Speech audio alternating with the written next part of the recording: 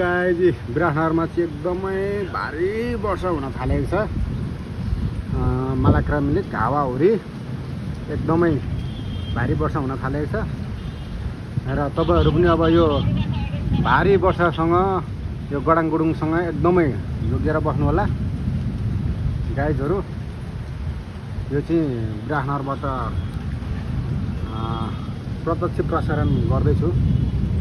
एकदमै धेरै मात्रामा गडाङगुडुङ हावा हुन्नरी आइरहेछ र आजबाट बढी भन्दा बढी वर्षा हुने भनेको छ हाम्रो यो मौसमविदहरूले।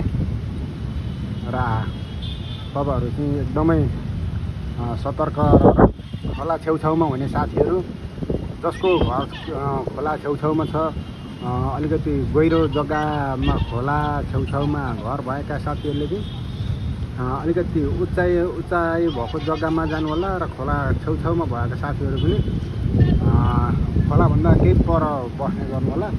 एकदमै डुबाउ हुन सक्छ र धेरै मात्रामा जनधनको क्षति हुन सक्छ है साथीहरु। ल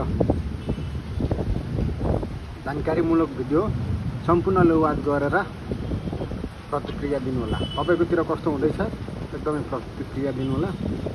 काग उडिरहेछ, काग हो।